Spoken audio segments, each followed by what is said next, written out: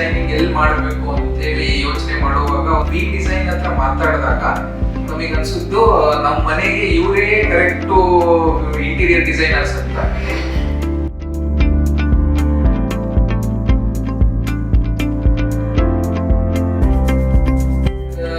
Review ಕೊಡಬೇಕು ಅಂತ ಕೊಡೋದಲ್ಲ, this is from the bottom of my heart and ಒಂದು ಸೇಫ್ ಹ್ಯಾಂಡ್ಸ್ ಅಲ್ಲಿ ಕೊಡಬೇಕು ಅಂತ ಅನ್ನಂಗಿದ್ರೆ ವಿ ಡಿಸೈನ್ ಟಿವಿ ಕೊಡಿ. You will be in safe hands and definitely you will see the output as they had shown in the renders.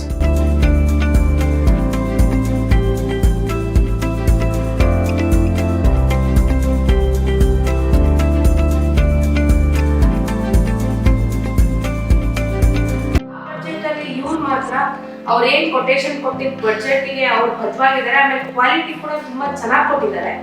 ಅದ್ರಲ್ಲಿ ಒಂದು ಚೂರು compromise ಮಾಡಿಲ್ಲ ಅವರು.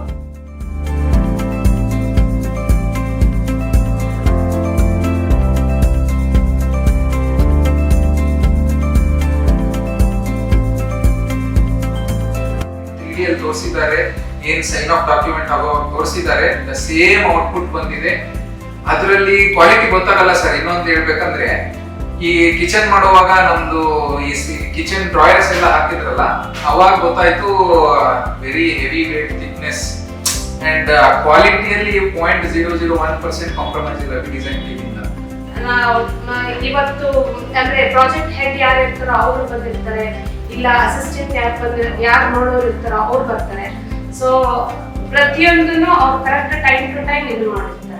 Thanks to Praveen sir and our business head and Nirali, the architect of our house, and Alankar, everybody, the whole V-Design team, Naveen from the project execution front, from the designing front, we want to thank everybody. ಆಮೇಲೆ workers ಆದ್ರೂ ಅಷ್ಟೇ ತುಂಬಾ ಚೆನ್ನಾಗಿ very cooperative.